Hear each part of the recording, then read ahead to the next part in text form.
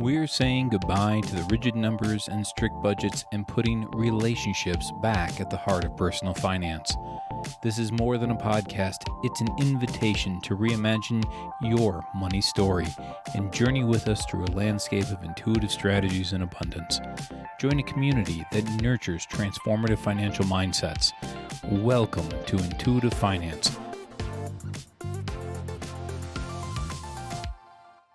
Kristofor Healey, welcome to the podcast.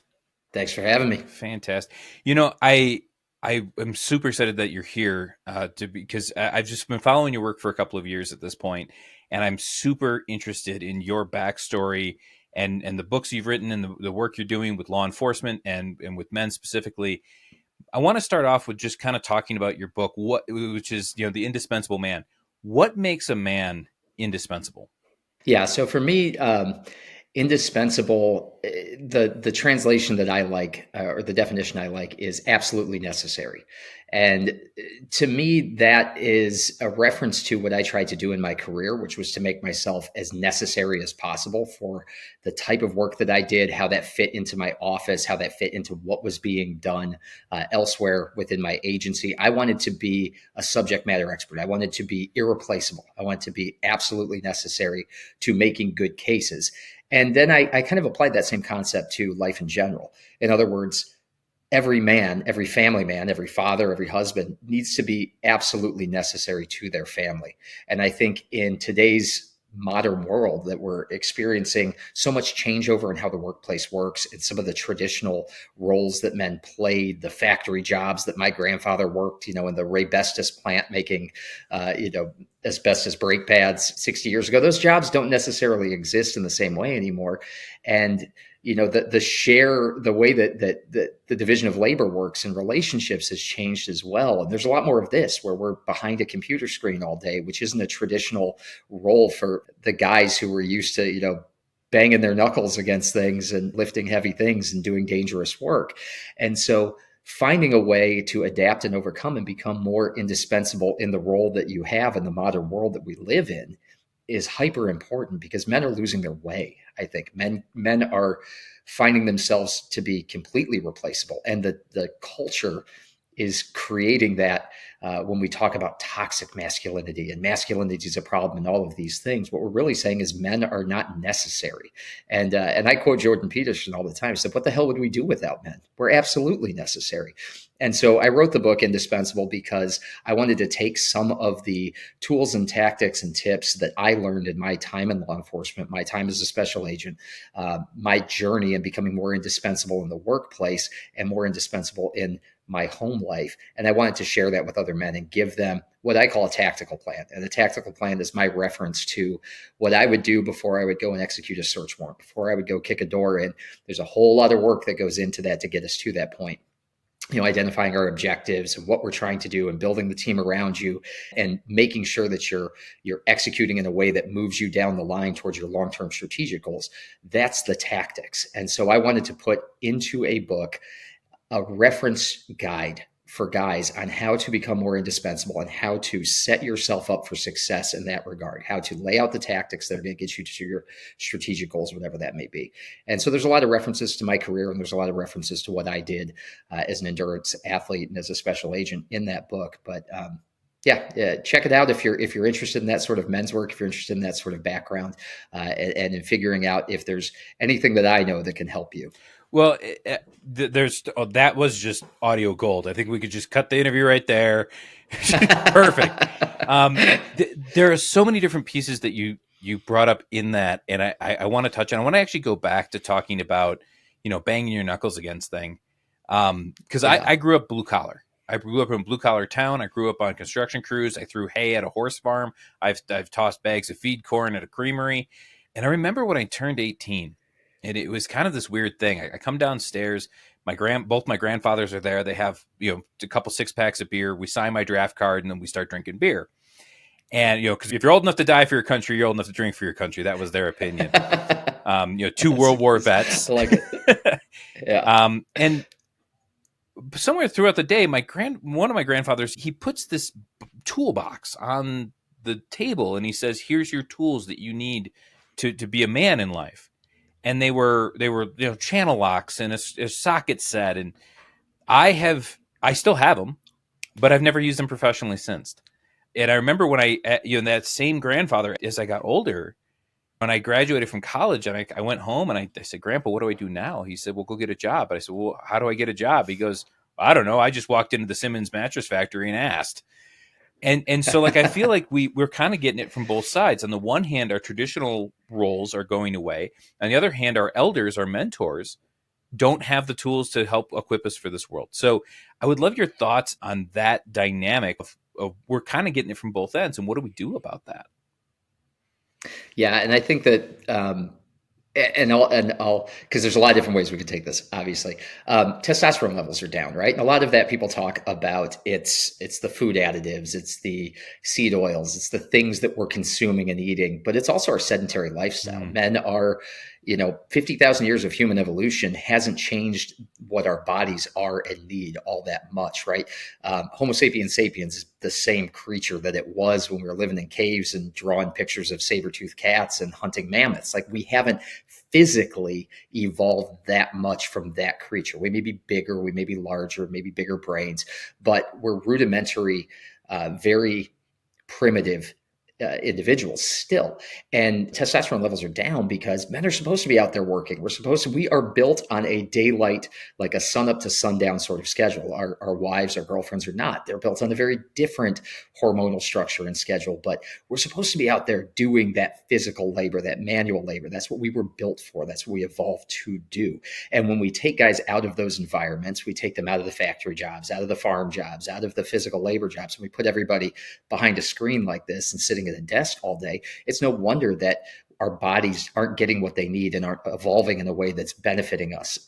And so, I don't know what the solution is other than to say, do hard things. I mean, I spent my career in a very physically demanding job, but still, most of what I did, the vast majority of it wasn't kicking doors in and skull dragging suspects out of houses. It was writing warrants. It was, I did a lot of spreadsheets. I did a lot of 90% of the job involved the background work, the stuff that you don't see on NCIS, whatever cable news, It's not the sexy stuff. FBI show. It's not that, right? It's not all that. And so there's a lot of the sitting down and the being behind a desk that everybody else experiences in this modern world. And so my advice is get outside and get in connection.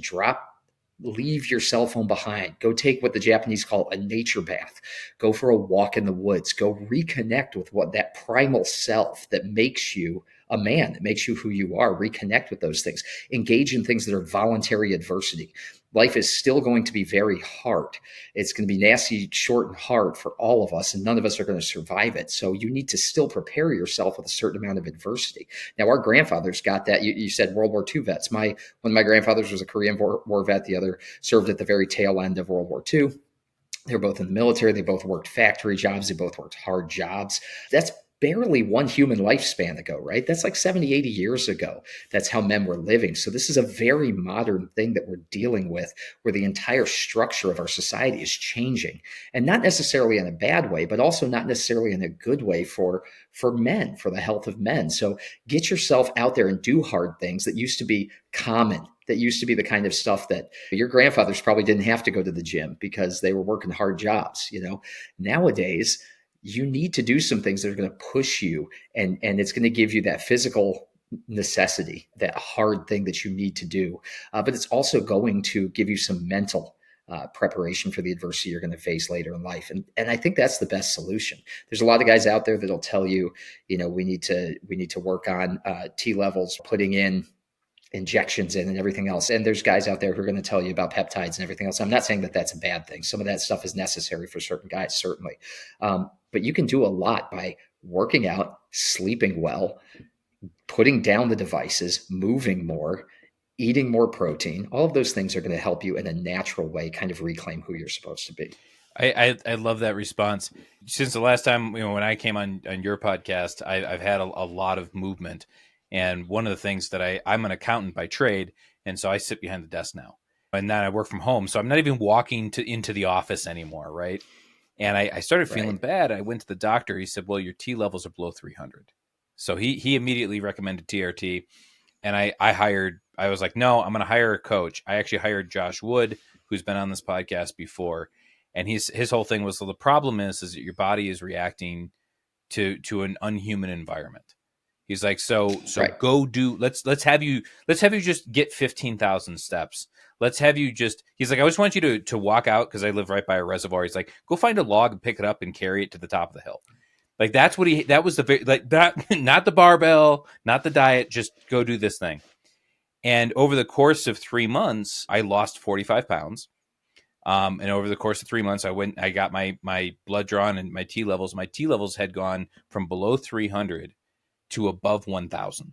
Boom. With no extra additives. With yes, I eliminated seed oils, and yes, I started using glass containers, and yes, but I also was out walking every day. I would park as far away as I could. I started biking to the grocery store.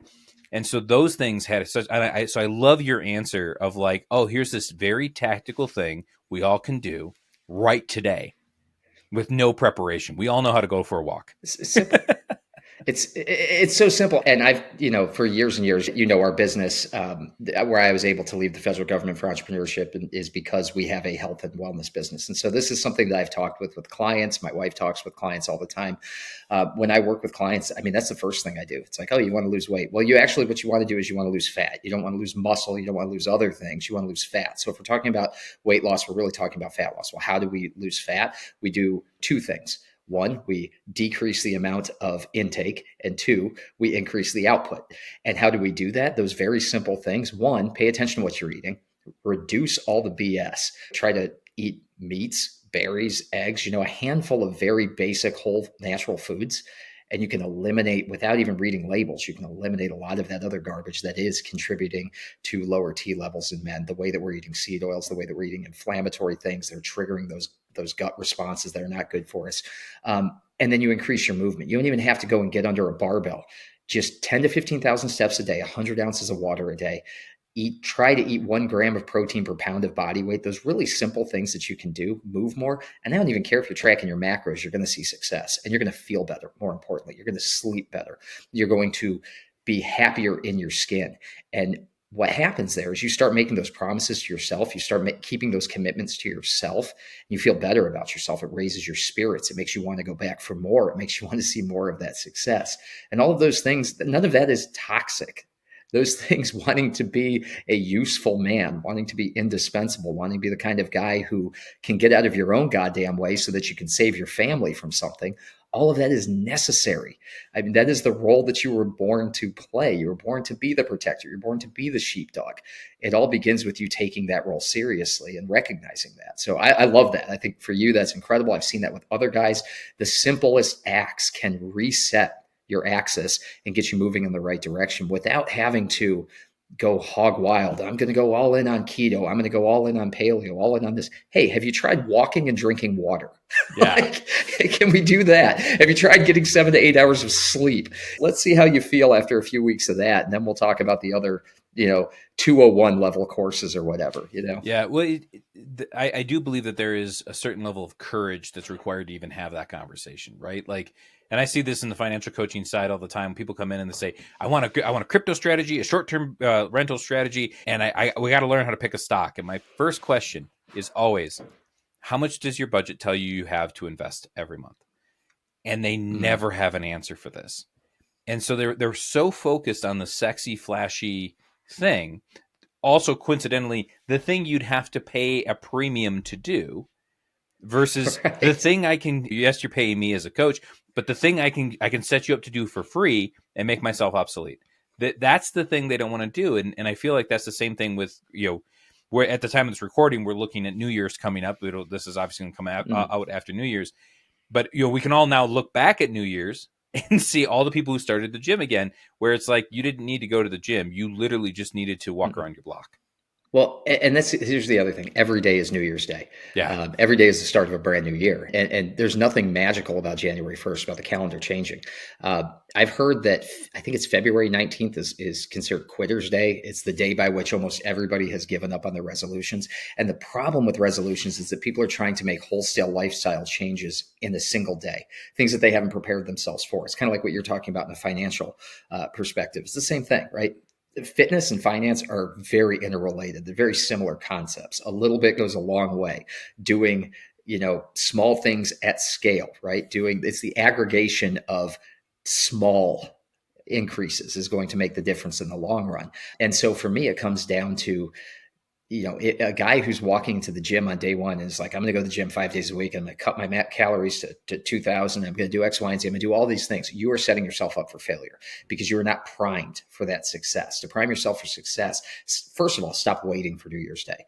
Second of all, stop putting yourself in a situation where you can't possibly achieve this for long term. Guys overcomplicate things with regards to diet.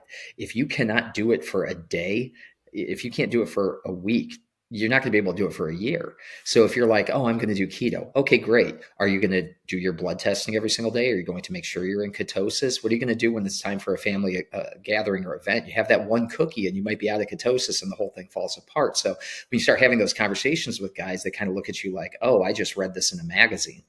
And that's usually how it is. They read about crypto in a magazine or they read about keto in a magazine. They saw some Hollywood star doing his, whatever diet for the next Marvel movie, and they figure they can do that too. When in the reality is you just need to do the little things better. You need to build that strong foundation, and you're going to have considerably more success if you just do a handful of things well and focus on that. Let's add the higher level stuff afterwards. People always want to ask me about, what should I take for supplements? And I'm like, do you even know what your TDEE is? Do you even know your basal metabolic rate? Do you know what you're eating right now? If you can't answer those questions, supplements are like icing on the cake. Like you can't bake the cake first. Yeah. So don't ask me about like what supplements you should be taking to raise your T levels. Are you getting 8 hours of sleep a night? Can we start there? And guys kind of look at you like you're crazy and you're like, it's basic human stuff, guys. Let's focus on that first. And finances is totally interrelated. It's exactly the same. Yeah. I've in when I'm doing men's coaching, I always talk about the 6 F's, friends, family, food, fitness, finances, and reproduction. And it's always like the same lessons that make you successful with family are going to make you successful with friends. We're going to make you successful with food. It's making the translation. I think one of the lies we tell ourselves is that these things are fundamentally different. That you have to have so. the right gear or the right, everything has to be dialed in. And it's no different than I just had a client who hired me. We went through the intake call. I'm like, okay, cool. He wants to talk about business and stuff like that. And for very first call, he sits down and goes, all right, I got to figure out how I'm going to organize my taxes for my business. I was like, well, okay, you talked about standing up the business. Is it stood up? And he said, no, I haven't even filed for the LLC yet. I said, okay, until you have positive cash flow, we don't have anything to talk about there. Let's talk about like the brass tacks of what's the problem you're solving. He's like, no, it'll be fine. I'm like, no, it won't be. Like, again, you're looking at the sexy thing. You're not looking at the basic thing. Yeah. Yeah. And I see that all the time too. We started out in the wellness space, wellness coaching, and ultimately a lot of our business now is consulting others in the fitness space about their businesses and how they can grow and scale their businesses. And it's the same thing. We've got individuals who want to hire, and it's like, how much are you making a month right now? What do you need to hire an assistant for? What do you need to do X, Y, and Z for? Let's walk before we run. Let's crawl before we walk. Let's take these basic steps to set ourselves up for success down the road. And it's transferable. Those skills are transferable across fitness, finance, family, all of it. And again, like when I talk about indispensable, that's what I'm talking about. It's putting yourself in a position where you can be all those things in all those areas of your life where it's necessary for you to show up in the right way. That's what you need to be. You need to be absolutely necessary. So one question that comes to mind is that, we currently in the midst of this AI, everyone, I personally believe that it's very hard to overstate the impact it's going to have, but I also believe it's massively oversold. Maybe that's just my PTSD from data analytics days, But if you have a young man who's looking at his job and he's like, oh, this could be an AI automated job. How do I make myself indispensable in the business place so I'm economically viable moving forward in the face of AI? What would you say to that young man? I would say that AI still depends on who's putting the inputs into the system, right? And so there's a lot of things that AI can enhance and automate that's going to reduce the amount of people necessary to do a job, right? Like you may have an entire graphics department at a newspaper, and AI is going to reduce that staff considerably. 15 people don't need to be there creating graphics when you can put inputs into a system and get those graphics. However, you need to have someone who is most well suited to know how to input that. So I've always looked at it as, AI, it's a natural evolution of where we are in a technological sense. And yeah, it can be a little bit scary. And there's certainly things out there that I don't like about it.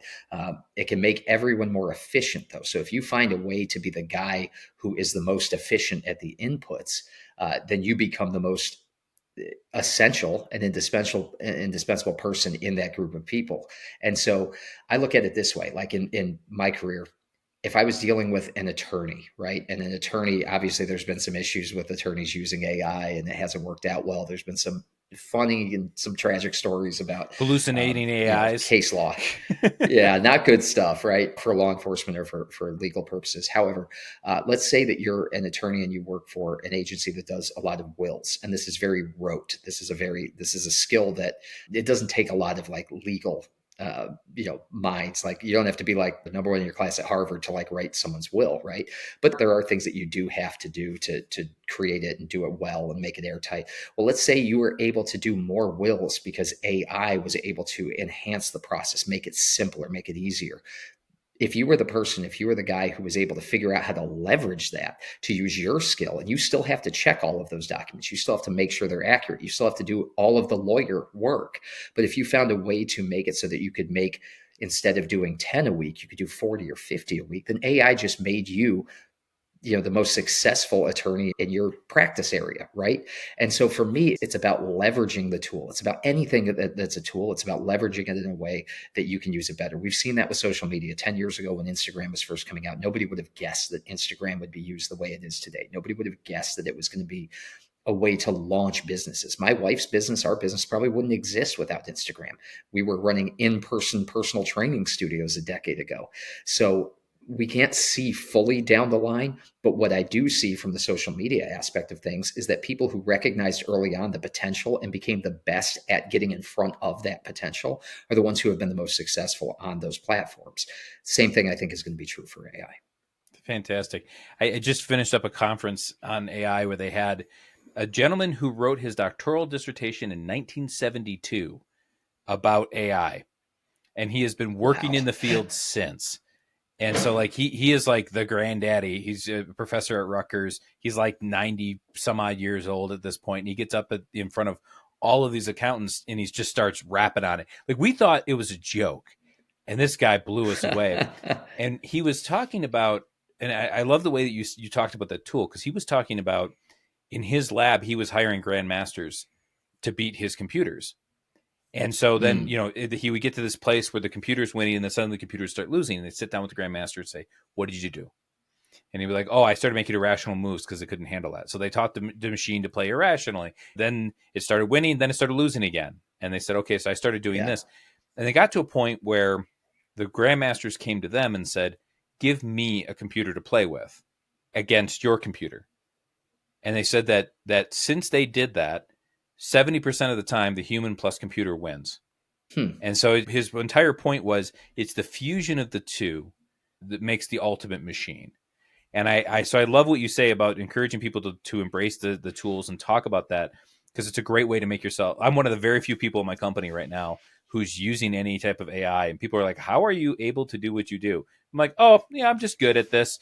But it has made Well, me it's indispensable. yeah, and there's going to come a time when the market catches up with the innovators, right? Where the market catches up with the early adopters. And if you're an early adopter, there's going to be platforms you jump on that fizzle out. There's going to be things that you try as an early adopter that don't go anywhere. I mean, there's going to be times when it costs you money. I think about people who were in the NFT boom or whatever. But then I also think about a decade ago when I was working at a DEA task force and I heard about Bitcoin for the first time. And if you're familiar with the Dread Pirate Roberts case, if you're familiar with the Silk Road case, I knew some of the guys who investigated that. In fact, I know the guy who actually knocked on Ross Ulbricht's door and identified him and delivered a package of fake IDs to him undercover, and got that case going. And so that was the first time I was talking to him. One of my colleagues, we worked a big case together later, and he was explaining Bitcoin to me, and I didn't get it. I didn't understand how zeros and ones and an internet currency. And he explained it to me as, listen, like, you don't actually physically have money either. Your money is going to the bank and it's being digitally held, and it doesn't exist in practice. It's not like they're sending over a stack of cash with your paycheck to the bank every 2 weeks. And when I started thinking of it in those terms, it became something that made more sense to me. Now, I still missed out. Like at the time prior to Silk Road going down, I forget what Bitcoin was trading at, like a couple pennies or something, Yeah. right? And then it all of a sudden bounced up to $60,000 a coin. But there were guys who worked those early cases, like the Silk Road case, who recognized and understood the utility of it and started buying it at that low rate. $100 worth of Bitcoin back then is worth millions today, and I missed it. So I tell people, try not to get FOMO, try not to get, to chase the flash in the pan, but be an early adopter of technology and do your research to figure out what the utility of it could be and how you could master that skill and use that to enhance what you're doing, or use that as a means to become more indispensable, become more valuable. Yeah. In the finance world, and Bitcoin was one of those things where I'm in a similar boat. I understood how the technology worked, but I was like, yeah, I also understand the limitations. And so when people have asked me, like, do you feel bad about that? I said, it's FOMO. FOMO leads to YOLO. And when you get to YOLO, that's when it's a problem.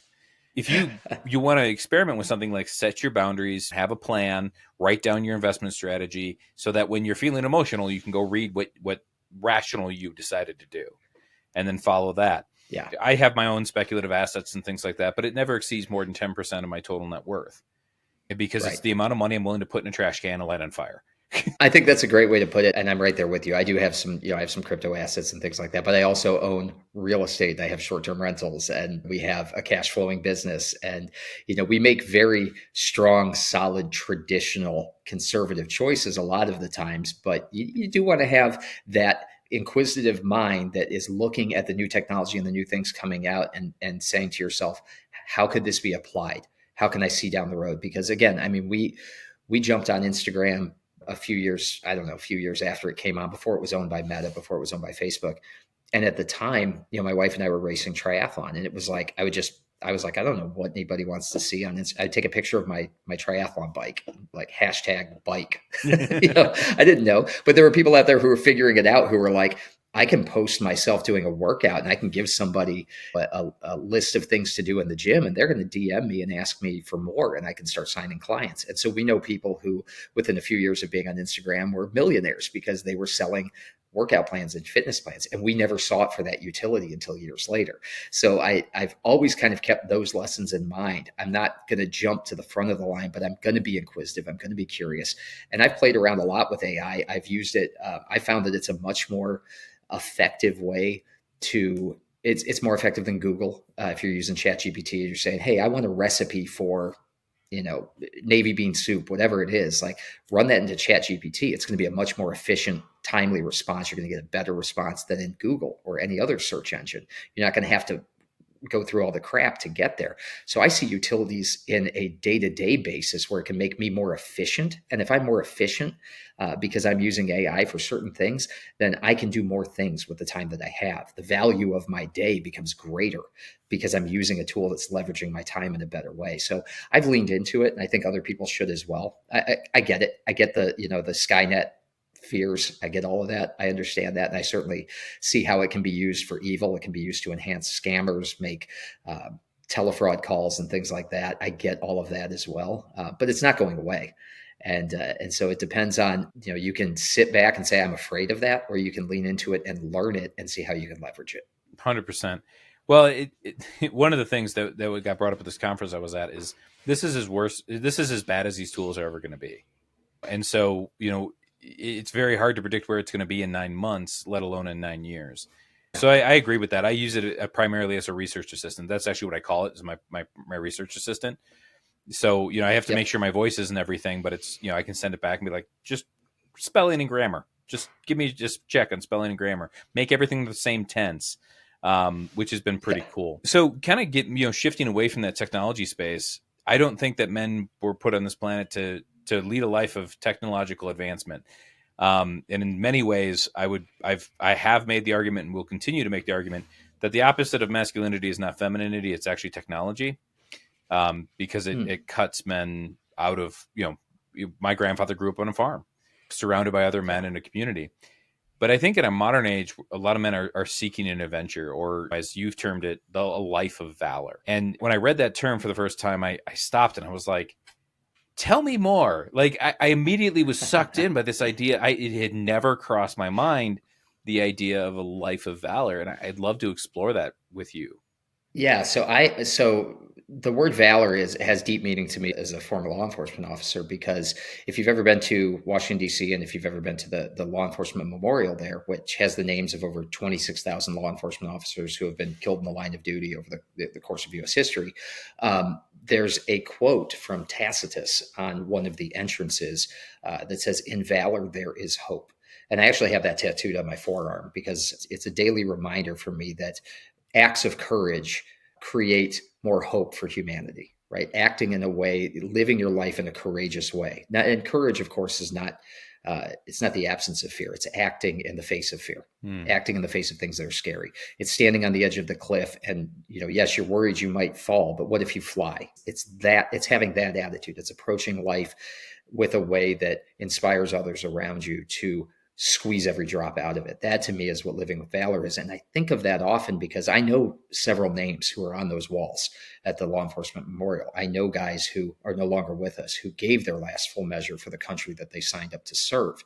And to me, that is living with valor, living in a way that you took on a dangerous profession, knowing what it could lead to, knowing that it might cut your life short, but knowing too that it was the right thing to do for the people around you, for your community, for the people that you intended to serve, so that they could live better, safer, healthier lives. And I try to think of that often. Again, it's on my forearm. I can't avoid it. So when I see the word valor, it's a constant reminder to myself that you should be living in a courageous manner. You should be living in a way that honors those people who gave their last full measure so that you could be here living and breathing free air and pursuing a life of value. And so it also, to me, the four Stoic virtues, the cardinal virtues, it's courage is one of those four virtues, alongside wisdom and justice and temperance. And so living in a manner that the Stoics identified 2,000 years ago as essential to the human condition, that the Christians, if you like, Thomas Aquinas talks about the cardinal virtues in the same way the Stoics do. So these are both secular and religious principles that people have been living by for 2,000 years, to live a life of eudaimonia, as the Greeks called it, a life that is rooted in uh, those core virtues, rooted in virtue, living the right way. Valor/courage is one of those core principles that you need to live by. So if you're not living a life where you are doing something that scares you every single day, if you're not living a life where you are pushing yourself to the edge, seeing what you're made of, bringing some adversity into your life and then overcoming it, then you're not living a full and complete life. So when I tell someone, go live your life with valor, what I mean by that is do what scares you. What scared me was leaving a guaranteed $160,000 a year job that I could have worked at until I was 57 and then stepped into a full pension, leaving that for entrepreneurship. That to me was the most valorous thing that I could do. I had done the job. I had been courageous on the job. I had done the scary thing on the job. It ceased to be scary to me. I mastered it. I was great at it. Let's try something new. Let's do something that scares the hell out of you. Something that was valorous to me was signing up for my first Ironman, doing a 140.6 mile human powered race. The kind of thing that I couldn't have imagined doing, getting in a pool and learning to swim so that I could swim with 1,000 other people 2.4 miles, so that I could get on a bike and ride 112 miles, so that I could run a full marathon. Scary as hell. Do more things like that. And that's how you live a life with valor. Scare yourself a little bit. And then imagine the results. Imagine how impressed you are with the results and what you can do with the time remaining when you do something that scares the hell out of you. Um, So So yeah, if you get a that's the guy long answer. who's well, and I love that, because we went from talking about the AI revolution, admittedly a scary proposition, Skynet, using all the buzzwords, unemployment. Let's throw that one out there Yeah. too. To let's talk about living a life of valor and courageousness, and I couldn't agree more that there's a lot of that that's missing. My question for the young man who's listening, who's maybe he's riding a desk, he's got the white collar job, nothing in his life is rough, nothing in his life is scary, he didn't serve in the military, didn't go into law enforcement, and then I've certainly fallen in that boat, right? I at age 18 thought about joining the Marine Corps, and we got talked out of it. Then September 11th happened, got talked out of it a second time, and I did armed security, but I wouldn't count that as overly valueless. I'm just dealing with drunk college kids, and what do you say to that person who's like, I just don't have any danger in my life? Should I, is Chris telling me to quit my job and join with the Army, or what would be the step could take to start trying to seek valor in their life?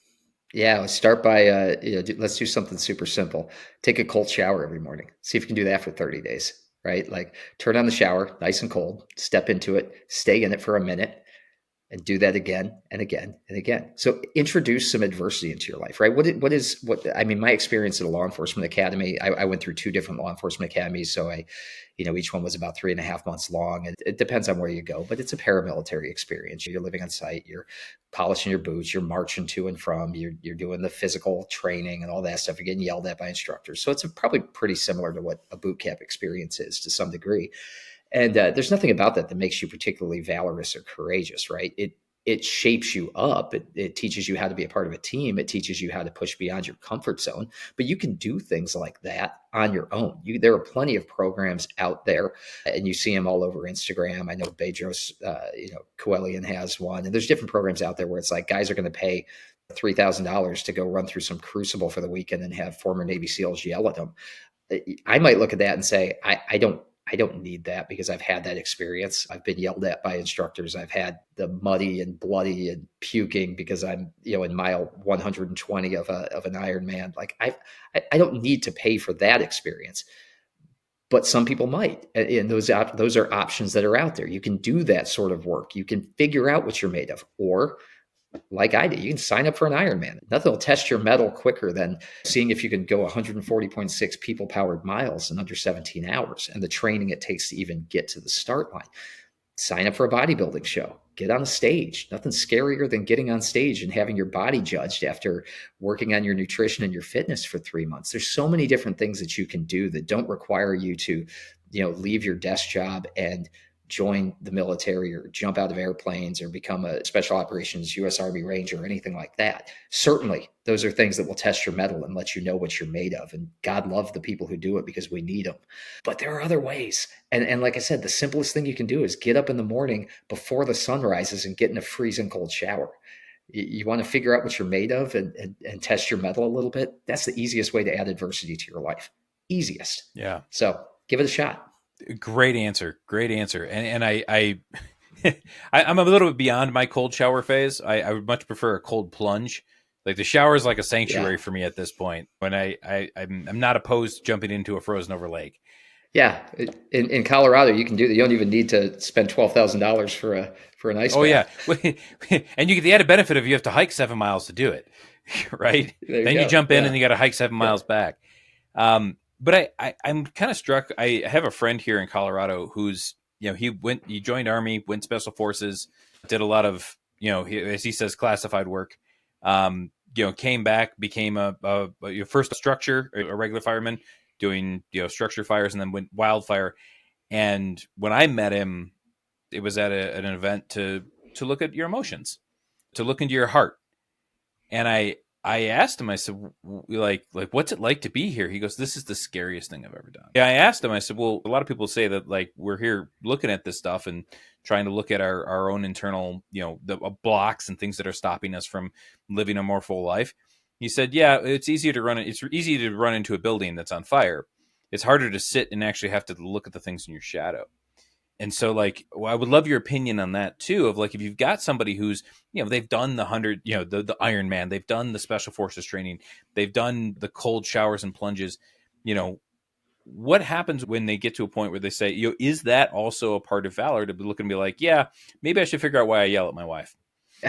No, absolutely. And jobs like law enforcement and military come with the part that doesn't get talked about enough is the trauma that's associated with it. You wake up every day in law enforcement, you have a 20-year career before you can retire, typically, sometimes longer, depending on the agency. And you step outside your door with a gun belt on every day, and you're stepping into a war zone. And then you come home and you have to live in that war zone. And I've heard it said that guys come home uh, because they're so used to the chaos and they're so accustomed to the chaos of the day-to-day operations and the op tempo and the job, that they create chaos in their personal lives, because that's the only way they feel comfortable, is to come back and to pull the pin on the grenade and throw it in the door and start a fight with your wife, because that's where you operate your best, is at that heightened level of tension.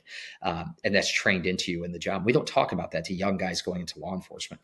I stood 5 feet away from someone who blew his head off, and I thought about it all the time, for years. And my wife, I mentioned it to my wife that I think about that a lot. And she's like, that's not healthy, right? She's like, you need to deal with that.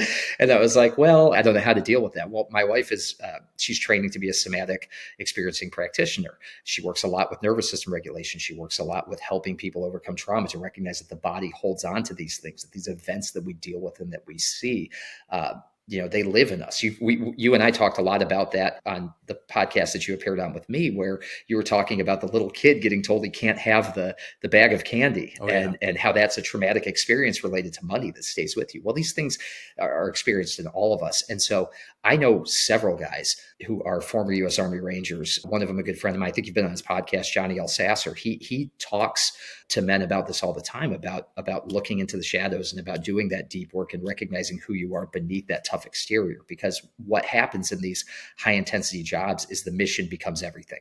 And we never stop to ask who I am. What is my purpose? Because my purpose is the mission. My purpose is executing what's put in front of me in the most efficient manner possible. And so there is that connection, that breakaway. When I first got out of law enforcement, I struggled deeply with understanding who I was without the badge, without the gun, understanding who I was and how I could bring purpose to my family, how I could bring purpose to our businesses without the authority bestowed upon me by the government. I had to develop my own authority. I had to create my own sense of self-worth and value. And that's very tough work. I went to men's retreats, kind of like what you're describing. I went and I sat with guys and had those tough conversations. I sat with guys who were retired firemen, guys who were retired military, who were struggling with that same sort of figuring out your purpose in a new environment when you have your purpose removed from you by leaving that high stress job. And what I would say is that is some of the most difficult stuff that I've done as well. Sitting there and owning who you are and owning your own trauma and recognizing where you need to make corrections in your life can be some of the most courageous work that you do. More courageous, like you said, than running into a burning building. Yeah.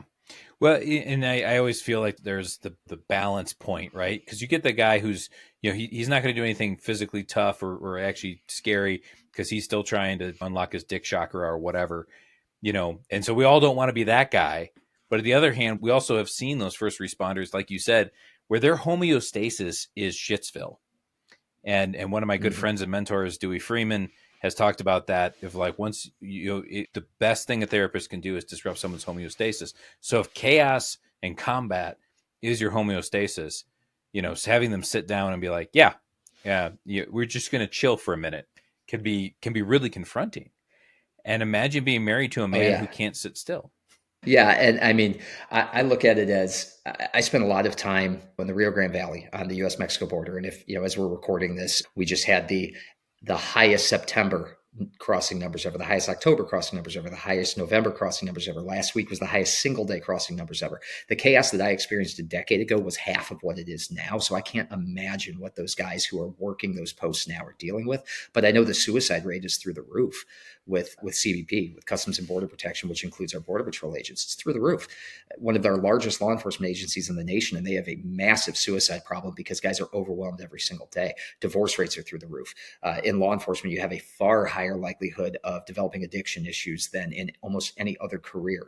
Because what are you told? You're told you go into the job and you have to calm every scene. You have to be the port in every storm. And there's a storm raging inside of you from seeing the most terrible, inhumane things that you can see on a daily basis, seeing the way that people treat each other, the way they abuse children, the way that people are willing to harm and hurt the innocents. And you see that on a daily basis. And then you come home and you can't really talk about those things with your family because you don't want to traumatize them. You don't want to expose them to the trauma that you've experienced. And so what do? Most men, many people in law enforcement, I mean, it's, if you've ever watched The Wire, Jimmy McNulty is the living, walking experience of most men in law enforcement. They come home and they lash out.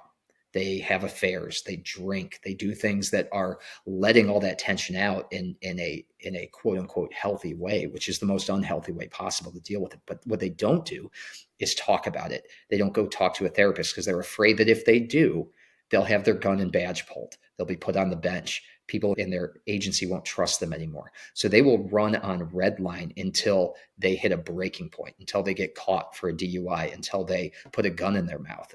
I've seen it. I've seen it firsthand time and time again. And I went the opposite direction. For me, it was I came home under highly stressful situations, and rather than grab a drink, I put on my running shoes and I would go for a 20-mile run just to get all the head trash out, just to try to eliminate all of that nonsense that I was feeling. But what I really didn't do, I couldn't talk to my wife about those things, because if I did, then every time I walked out the door, she would be terrified that I wasn't coming home. I had to make it sound like it was just like, oh, it's fine. It's hunky dory. It's an easy job, whatever. The second I would start on a night before I had an op, my wife would have this habit of, I would start laying out my duty gear because I'd have to be up at 4 a.m. to go and execute a search warrant in some shitty neighborhood in South Houston. And I'd be laying out my gear, doing my gear checks and all that stuff. She would wander into the room and see me checking out my body armor and making sure everything was laid out right. She would almost always unconsciously pick a fight with me. And it was almost like it created a sense of separation so that in the morning, when I went out to go do something, she wasn't worried about me. She was mad at me. Mm.